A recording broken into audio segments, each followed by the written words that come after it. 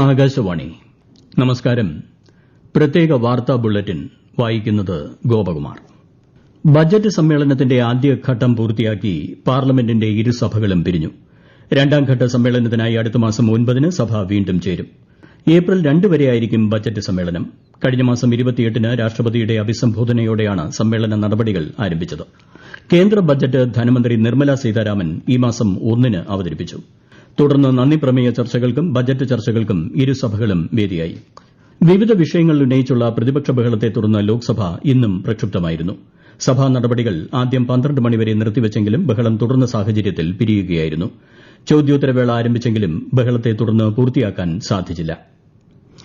ന്യൂഡൽഹിയിലെ സേവാതീർത്ത് കെട്ടിട സമുച്ചയത്തിന്റെ അനാച്ഛാദനം പ്രധാനമന്ത്രി നരേന്ദ്രമോദി നിർവഹിച്ചു. സേവാതീർത്തിന്റെയും കർത്തവ്യ ഭവൻ 1, 2 എന്നിവയുടെ ഔദ്യോഗിക ഉദ്ഘാടനം പ്രധാനമന്ത്രി ഇന്ന് വൈകുന്നേരം നിർവഹിക്കും. സേവാതീർത്തിൽ വൈകുന്നേരം നടക്കുന്ന പൊതുപരിപാടിയെ അദ്ദേഹം അഭിസംബോധന ചെയ്യും.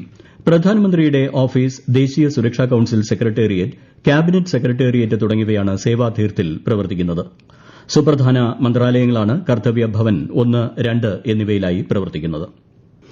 സംസ്ഥാനത്തിന്റെ അടുത്ത 25 വർഷത്തെ വികസന ദിശ നിർണ്ണയിക്കുന്നതിന് സർക്കാർ രൂപീകരിച്ച നഗരനയത്തിന് ഇന്ന് ചേർന്ന മന്ത്രിസഭായോഗം അംഗീകാരം നൽകി. രാജ്യത്ത് ആദ്യമായി നഗരനയം തയ്യാറാക്കുന്ന സംസ്ഥാനമാണ് കേരളം. സംസ്ഥാനത്ത് ഗ്രഫീൻ ആവാസ വ്യവസ്ഥയെ പ്രോത്സാഹിപ്പിക്കുന്ന കേരള ഗ്രഫീൻ നയത്തിനും മന്ത്രിസഭായോഗം അംഗീകാരം നൽകി. കേരളത്തിൽ ഗ്രഫീൻ അനുബന്ധ ഗവേഷണവും വ്യവസായങ്ങളും പ്രോത്സാഹിപ്പിക്കുകയാണ് ഇതിലൂടെ ലക്ഷ്യമിടുന്നത്. ചങ്ങനാശ്ശേരിയിൽ additional judicial first class magistrate കോടതി സ്ഥാപിക്കാനും തീരുമാനമായി. 2026-ലെ കേരള അഭിഭാഷക ക്ഷേമനിധി ബില്ലും മന്ത്രിസഭായോഗം അംഗീകരിച്ചു. എൻടിപിസിയുമായുള്ള വൈദ്യുതി വാങ്ങൽ കരാർ 3 വർഷത്തേക്ക് കൂടി ദീർഘിപ്പിക്കുന്നതിന് കെഎസ്ഇബിക്ക് മന്ത്രിസഭ അനുമതി നൽകി. ഇന്ന് ലോക റേഡിയോ ദിനം.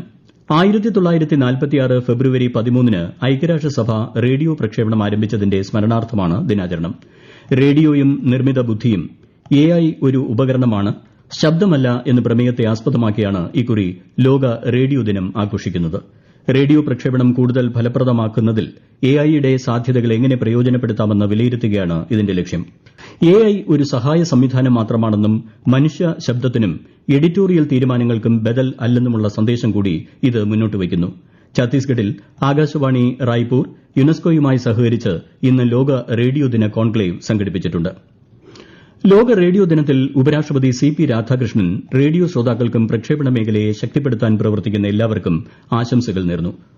തലമുറകൾക്ക് അറിവും ശബ്ദവും പകർന്ന റേഡിയോ ഡിജിറ്റൽ പ്ലാറ്റ്ഫോമുകളിലൂടെയും പോഡ്കാസ്റ്റുകളിലൂടെയും ഇന്നും ഈ ലക്ഷ്യം നിറവേറ്റുന്നതായി ഉപരാഷ്ട്രപതി സമൂഹമാധ്യമത്തിൽ കുറിച്ചു. 2047-ൽ വികസിത ഭാരതം എന്ന ലക്ഷ്യം കൈവരിക്കുന്നതിനായി സംഭാവനകൾ നൽകാൻ യുവതലമുറയ്ക്ക് സാധിക്കണമെന്ന് ഗവർണർ രാജേന്ദ്ര വിശ്വനാഥ് അർലേക്കർ. കൊല്ലം ശ്രീനാരായണ ഗുരു ഓപ്പൺ യൂണിവേഴ്സിറ്റിയുടെ പ്രഥമ ബിരുദദാന ചടങ്ങ് ഉദ്ഘാടനം ചെയ്യുകയായിരുന്നു അദ്ദേഹം. മന്ത്രിമാരായ R. Bindu, J. Chinchu Rani, KN. Balagopal തുടങ്ങിയവർ സന്നിഹിതരായിരുന്നു. അടുത്ത അധ്യയന വർഷത്തെ പാഠപുസ്തകം, സൌജന്യ കൈത്തറി യൂണിഫോം തുടങ്ങിയവയുടെ വിതരണത്തിന് സംസ്ഥാനത്ത് തുടക്കമായി. മുഖ്യമന്ത്രി പിണറായി വിജയൻ തിരുവനന്തപുരത്ത് ഉദ്ഘാടനം ചെയ്തു. 1 മുതൽ 10 വരെയുള്ള ക്ലാസുകളിലെ വിദ്യാർത്ഥികൾക്കുള്ള പാഠപുസ്തകങ്ങളാണ് വിതരണം ചെയ്യുന്നത്.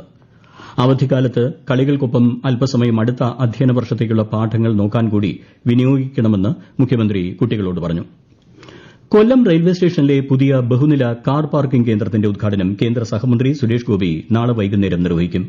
അമൃത് ഭാരത് സ്റ്റേഷൻ പദ്ധതിക്ക് കീഴിൽ നവീകരിച്ചതാണ് ഈ കേന്ദ്രം. 30 കോടിയോളം രൂപ ചെലവഴിച്ച് 5 നിലകളിലായി നിർമ്മിച്ച ഈ കെട്ടിടത്തിൽ 200-ലധികം ഇരുചക്ര വാഹനങ്ങളും 130-ലധികം 4-ചക്ര വാഹനങ്ങളും പാർക്ക് ചെയ്യാൻ സൌകര്യമുണ്ട്. ഹയർ സെക്കൻഡറി പരീക്ഷയുമായി ബന്ധപ്പെട്ട് വിദ്യാർത്ഥികൾക്കുള്ള സമ്മർദ്ദങ്ങൾ ലഘൂകരിക്കുന്നതിനായി പൊതുവിദ്യാഭ്യാസ വകുപ്പ് വി ഹെൽപ്പ് എന്ന പേരിൽ ടോൾ ഫ്രീ ടെലി കൌൺസിലിംഗ് സഹായ കേന്ദ്രം ഈ മാസം 16 മുതൽ ആരംഭിക്കുന്നു. വിദ്യാർത്ഥികൾക്കും രക്ഷകർത്താക്കൾക്കും രാവിലെ 7 മുതൽ വൈകുന്നേരം 7 വരെ ഫോണിൽ സൌജന്യമായി കൌൺസിലിംഗ് സഹായം ലഭ്യമാകും. Toll free number 1800-425-2844 we help സേവനം പരീക്ഷ അവസാനിക്കുന്നതുവരെ എല്ലാ പ്രവൃത്തി ദിനങ്ങളിലും ലഭ്യമാകും. എല്ലാ ഹയർ സെക്കൻഡറി സ്കൂളുകളിലും സൌഹൃദ കോർഡിനേറ്റർമാരുടെ നേതൃത്വത്തിൽ കൌൺസിലിംഗ് ഒരുക്കിയിട്ടുണ്ട്. സ്കൂൾ തലത്തിൽ പൊതുപരീക്ഷകൾക്ക് തയ്യാറെടുക്കുന്ന എല്ലാ വിദ്യാർത്ഥികൾക്കും ഈ സേവനം പ്രയോജനപ്പെടുത്താം. പ്രത്യേക വാർത്താ ബുള്ളറ്റിൻ കഴിഞ്ഞു. അടുത്ത വാർത്താ പ്രക്ഷേപണം വൈകിട്ട് 6:30-ന്.